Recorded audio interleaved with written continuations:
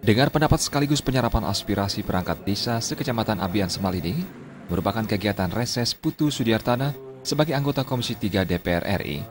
Anggota fraksi Partai Demokrat dari Desa Bongkaso ini juga sekaligus mengucapkan terima kasih kepada seluruh masyarakat Bali, khususnya di Kecamatan Abian Semal, telah memberi dukungannya sehingga Putu Sudiartana bisa duduk sebagai anggota legislatif di tingkat pusat dan satu-satunya warga Abian Semal di DPR RI.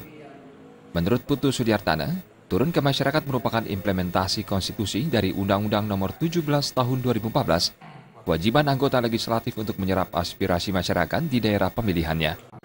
Camat Abian Semal Putu Ngurah Thomas Yuniarta berharap Putu Sudiartana dapat memperjuangkan aspirasi perangkat desa sehingga dalam menjalankan program pembangunan di desa bisa terlaksana sesuai perintah konstitusi. Harapan kami bersama para perbekal sekecamatan Abian Semal, apa yang tadi disampaikan oleh Ibu dan para perbekal lainnya, jadi kiranya dapat disampaikan di Senayan oleh Bapak Putu Sudiartana, baik itu program-program kami di kecamatan, program-program di desa, semuanya dapat terlaksana dengan baik. Menurut Putu Sudiartana, tidak sedikit perbekal atau kepala desa belum memahami secara detail tentang penyusunan anggaran kegiatan transfer daerah maupun kementerian lembaga.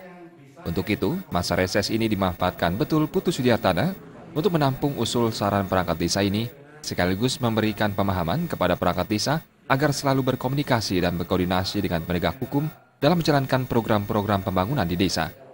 Sudiartana juga berjanji akan membawa aspirasi perangkat desa ini ke rapat dengar pendapat di Komisi 3 DPR RI.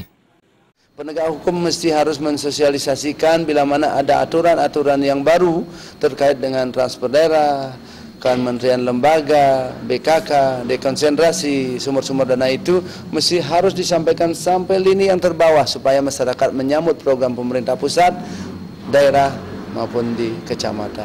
Itu yang diharapkan oleh kepala-kepala desa. Kalau tidak, mereka takut jadi kepala desa, mereka takut jadi camat, mereka takut jadi SKPD. Takut karena apa? Permasalahan hukum ini pelik dengan korupsi yang mereka nasibnya ke depan ada di tahanan bila mana salah. Bila mana ini mesti harus berjalan, harus inline, harus disambut dengan baik, anggaran di pusat ada banyak, dan pembangunan ke daerah-daerah berjalan baik tanpa ada korupsi, tanpa ada salah dalam melaksanakan. Hanya itu, terkait dengan Komisi 3, hanya itu yang saya bisa sampaikan, mitra daripada penegak hukum untuk masyarakat Abian Semal supaya nyambung. Tim Liputan melaporkan.